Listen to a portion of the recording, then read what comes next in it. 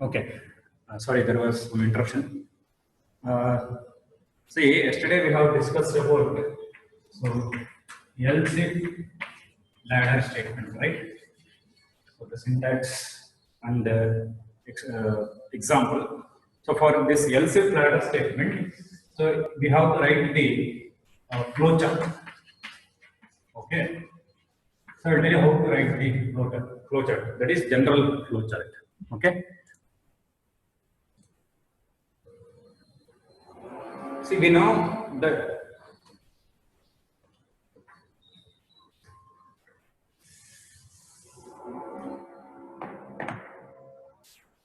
whenever we come across the flowchart concept, so you people have to remember the symbols. Okay. So as we have discussed, so this symbol is for start, stop. Okay. Whenever we start the flowchart and when we end the flowchart, this symbol is used for start and stop. Okay.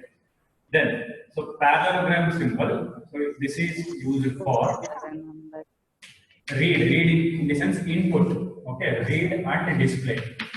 So read is nothing but input, display is nothing but output. So we have words like read, input, scan, and display, output, print. Okay. So then when we come across the rectangle, okay, so this is used for calculation or writing some logic. Okay. Then so we have the symbol that is rhombus symbol. So this symbol is used for condition. So now we need this symbol. Okay. Condition. So this symbol we need it now. Condition symbol and calculation in the sense just to write statement 1, statement 2, so as we have discussed in syntax. For that purpose, we need this symbol. Okay, these two symbols are needed. And in addition to this, so we need arrow marks. This indicates control flow, program control flow in flowchart. Okay, in a program, when you execute the program, you have to remember F7 key. When you look at the flowchart, arrow marks itself indicates the control flow, program control flow. Okay, now by using these symbols, these last three symbols, we will write the flowchart for else if ladder statement. So remember, else if ladder. Okay, so they have kept the name as ladder because it's look like a ladder. Okay, like from top to bottom or bottom to top. If you look at the syntax and flowchart, it's look like ladder. So now we'll see how to write else if ladder. That is by using flowchart. Okay.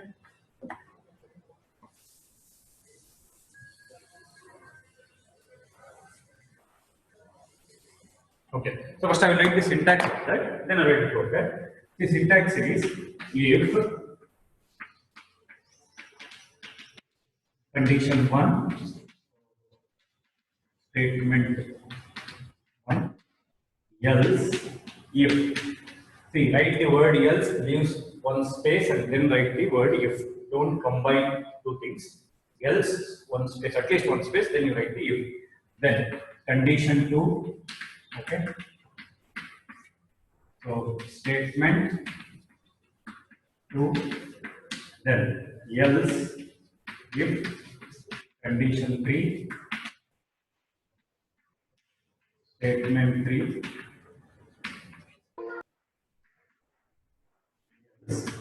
this keeps on continuing. At the end, you can say else if condition n, statement n, else default. Okay, else default is the default statement. So this is the syntax of else if ladder. Here, everything is about if condition and else. We know if statement, simple if statement, if else statement. This is if else, if condition statement, else if condition statement. Everything is about if else condition and so on.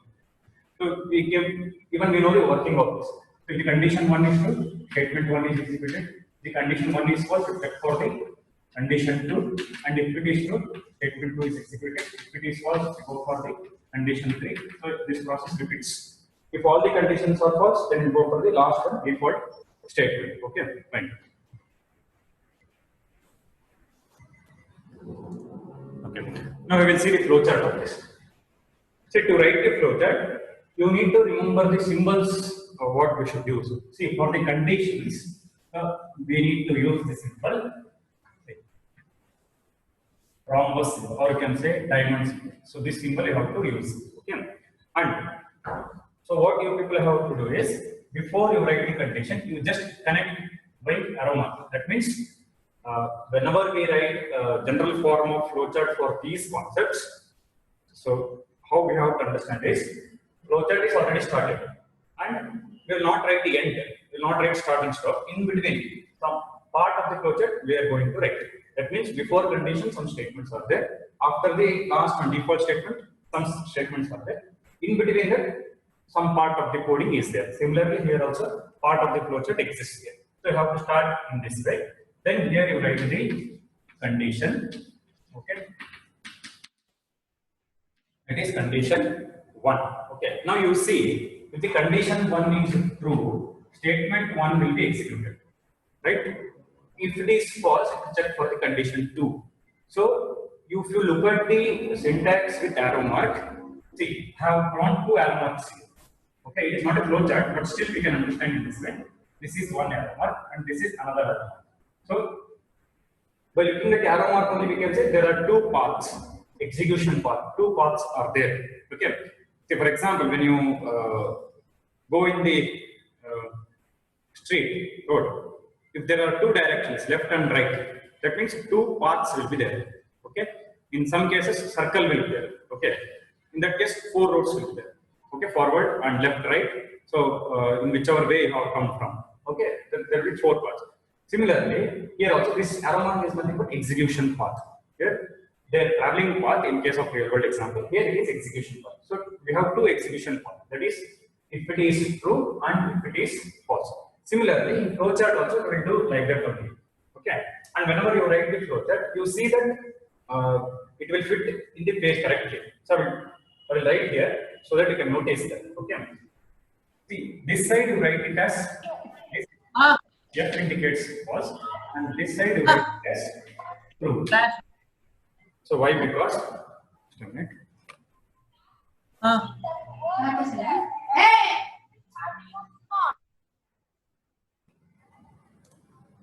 Okay.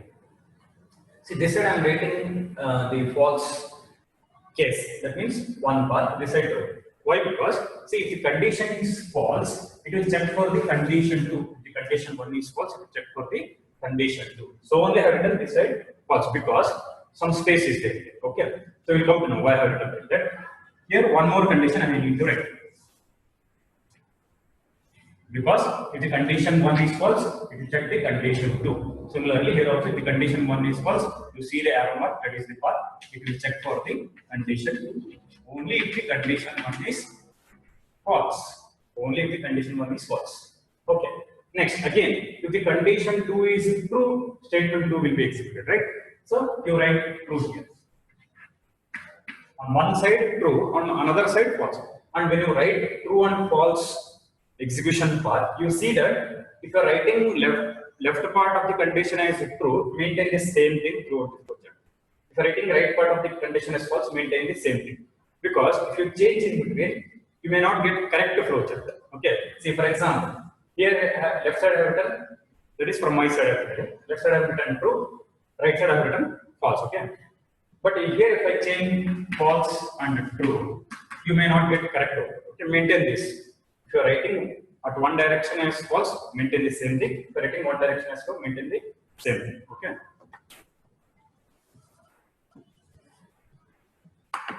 So here I will write it as false, and here it is true. Okay. So this is the flowchart. Next, if the condition 2 is false, it will move to the condition 3. Okay. If condition 3. Okay. Next, if this condition is false, it will move to the condition 4. So this process continues. So this process continues till it reaches nth condition. Okay, if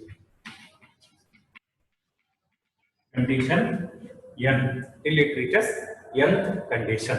If nth condition is also false, then it will go for the default statement. Okay. Now we will see what happens if it is true. Wherever the condition is true, that means in entire else if data structure, when you execute the example by using else if data structure, one condition will be true. That's all. If you look at this syntax, there are multiple conditions, right? One condition will be true at any given point of time. Okay. So wherever the condition is true, that part of statement will be executed. So if condition 1 is true, statement 1 will be executed. If the condition 2 is true, statement 2 will be executed. If the condition 3 is true, statement 3 is executed in that way. So here we can draw a control. If for true, you write here, just write ST1 statement 1, and for this ST2 statement 2, and for this ST3 statement 3. Okay, and for nth condition it is STN statement N. I hope people are getting flowchart clearly. Okay. Now, if it is false, you write it as default. Just have it in capital letter D, default. Now, what you have to do is you have to connect all these things. In this way, you have to connect. Okay. So this is how you should draw the flowchart. When I share the notes in the group, so I will share this part also. Okay. Now we need not draw, so just we will move on with the further topics. So I will share in the group. Okay, don't worry. So just look at this flowchart. So if the condition 1 is true, statement 1 will be executed, and it is the end. Okay. The condition 1 is false, we'll check for the condition 2. If it is true, statement 2 will be executed, and that is the end. Okay. And if the condition 2 is false, we'll check for the condition 3. So statement 3 will be executed, and it is the end. Okay. So if all the conditions are false, that means if n-1 conditions are false, condition n is checked. If it is true, if it is true, statement n is executed. Otherwise, default statement is executed. Okay. So in the notes we will come to know. So you can note down there. Okay. Whenever you get free time in the group, you can note down. Just for a minute, you can look at this, and if you have any doubts, you can chat and say. Okay. So just look at the syntax and flowchart. I'll give 1 minute time.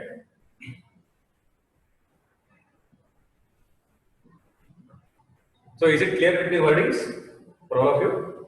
Can you able to see clearly bold and letters?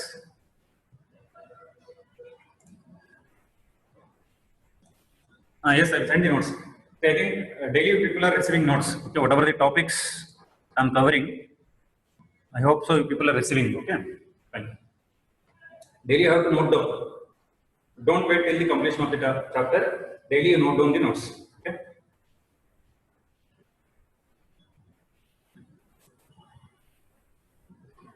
Okay. So if it is little bit blurred, don't worry. So in the notes, anyways, I'm sharing the soft copy notes. That is with the MS Word document or PDF. So it will be clear there. Just here I will make you to understand the things. In the notes, you can note down clearly. Okay. So in the flow chart, you have to draw like this. To write the condition 1, condition 2, condition 3 of the condition n on one side. Okay. And statement 1, statement 2, statement 3, statement n on another side. Two directions will be there. One direction will be true and another direction will be false. So wherever you are writing the false case, maintain the same alignment. Okay, that means on one side, see here on other side I'm writing F indicates false. And wherever you are writing T indicates true, maintain the same thing. So if the condition 1 is false, it will go for the condition 2. If the condition 2 is false, it will go for the condition 3. So till it reaches nth condition. If the condition n is also false, it will go for the default. Here capital letter D indicates default. Okay. And wherever the condition is true, that particular statement is executed and it is the end. Yeah. So this is the flowchart. Okay. Now we will move to the example. So example, I will write actual program, not just the part of the program, so that we can execute in the system. Okay. So anybody, any doubts in the syntax and flowchart? But is there, just chat and tell. Any doubts in the syntax and flowchart? Okay, fine.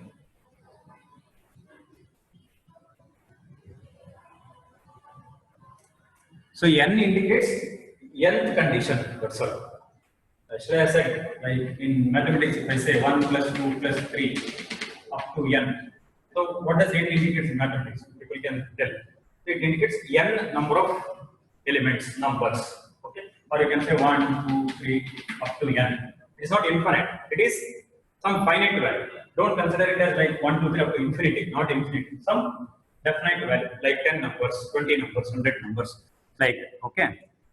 So number of elements, correct. So here also n number of conditions. So if I am writing some 5 conditions in program, so that it gets 5th condition, like that. N means last condition.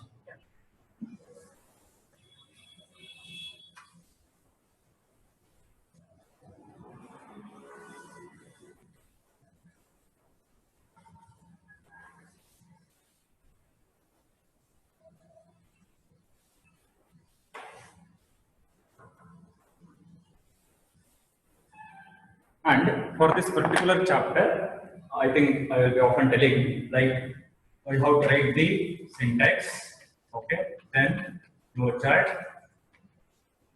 so explanation, okay, explain it, then you write the example, okay. So all this carries 5 marks. And whenever you are writing the example, okay, if they ask particularly write a program, then you start with hash include iostream.h main function, then you write the program. Simply if they ask like write an example of else if ladder, you need not write complete program. If you just write the part of the program, it's enough. And if you are following the habit of writing a program, it's very good. It's not a problem. If you write program, complete program also, it is good. But whenever they ask example, you see if they are asking particularly program, write the program, then you start with hash include iostream.h main function. So if it is only example, write an example means you can write any example, okay, without writing main function, just write part of the program, okay. So these things carries 5 marks. Syntax you write, flowchart you write, after syntax you can write the explanation, then you write the flowchart, then you write the example. And for example, you need not explain, just you write it, it's enough. For syntax you explain how it works. And for example, you just take the example. And if you're able to write the output, it's good to write the output. Otherwise, you need not write the output also. Okay.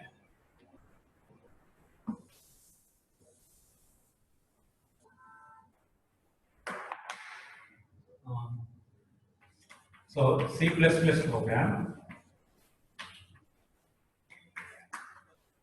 to print, okay,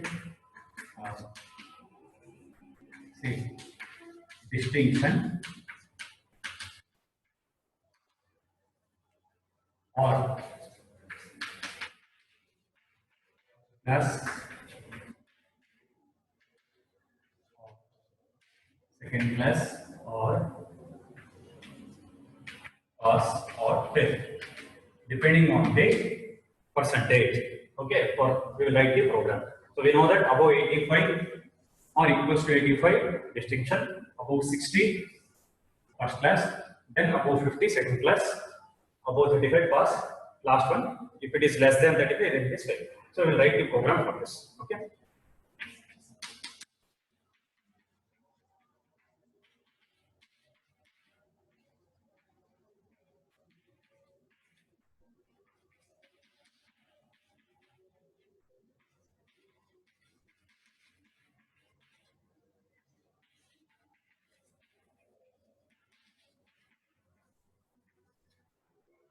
When you start writing the program, see directly you can start with clear screen. Okay, variable you can write later after the end of the program, so that you will come to know what variables you are using. Okay. Otherwise, what happens for every program you need to by heart the variables. So what I have write at this point, you need not do that. One line will take you write complete program. Then you see what variables you are using. Okay. So CO.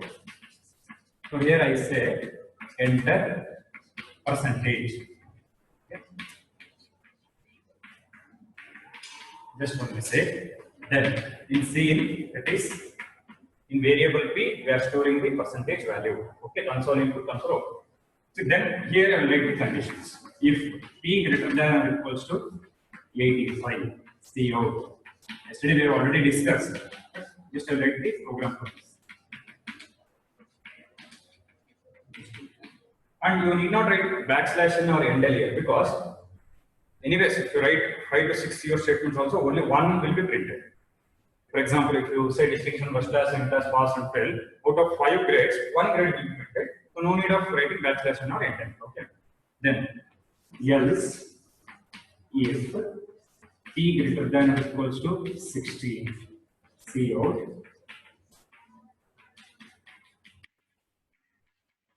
first class. Okay. Then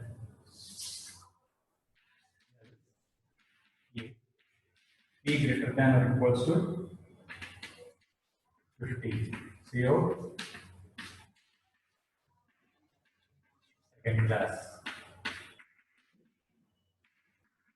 Yeah, this if P greater than or equals to 35.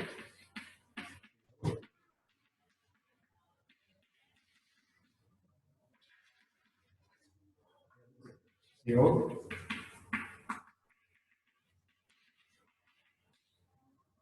See, whenever part of the program is there, as an example, if you want to make it as a program, it's very simple. Write the header files, write the main function, okay, declare the variable clear string. See, this part of the program, yesterday we have already discussed. Include this in the program, then you enter the program. Just say XCH. Okay, so this is the program. Okay, actually, yesterday we have discussed the logic also by taking percentage value interval. If at all, if anybody need it again, you tell me, I will explain once again. Okay, you can that and tell. If you need once again the logic of this, that means working of this, you just tell.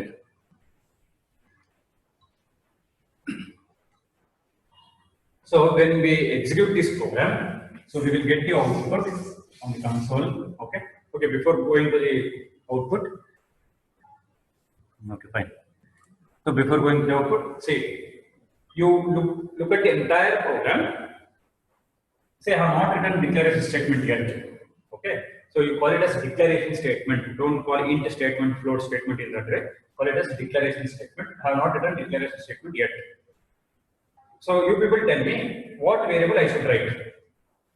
How many variables are there? First you tell. You look at the complete program and which is the variable. You tell the variable name here and the declaration part. How many variables are there in this program, in this complete program? Okay, one. Which is that variable? Yes, P. Okay. So P is a variable and only one variable is there. And what data type I should take for that? How we will come to know what data type I should take? See, what user can enter for percentage? He can enter only integer like 60%, 70% exact or 65.25 floating point also. Better we will take it as float so that two things also user can enter. If suppose if he enters exact 60, it will be taken as 60.02. If he enters 65.25, then this is taken as float, direct float. So better we will write it as float. See, wherever there is a chance of entering the value both integer and floating point, better you take in the float data type. And wherever it is sure that it has to enter only integer, then you take it in data type. Okay, so this part is called as declaration statement. Okay, so here you look at entire program, will come to know what variable we are using. That variable you declare. You should know the data type plus number of variables and the variable what you are using. So data type is float, number of variables is only one, and that variable name is P. Okay. Now, if you look at the output, this message is printed. So enter percentage.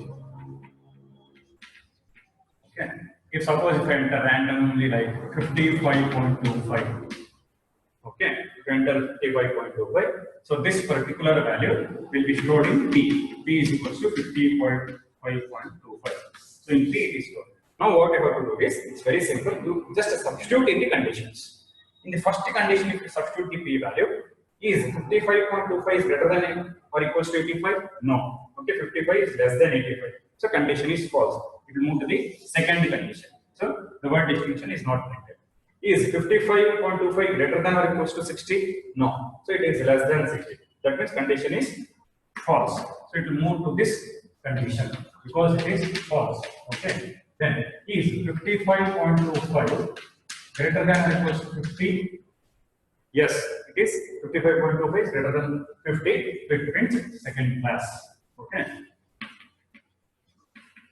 And one more important thing here is when this particular message is printed, remember next conditions are not checked. Because what you people do, again you substitute 55.25 in P greater than or equals 35. Yes. Again, yes, 55.25 is more than 35. Again, you write pass. No, don't substitute here. Once, anywhere the condition is true, that particular statement is executed, you stop it. Okay, don't substitute. And sometimes, by mistake, if you get the output as given pass also, the mistake what you might have done is, you might have forgot to write this yes. In that case, two messages you get it. It will get second class, plus it will get pass also. What mistake we will do it? If you miss anywhere else part, that part also it is executed, and you will get two messages. If you miss all the else part, and if the percentage is 90, all the messages are printed. Distinction, first class, second class, pass, and even fail also. Okay, which is wrong. Okay, so you should be very careful in writing this program, so you don't miss else keyword anywhere.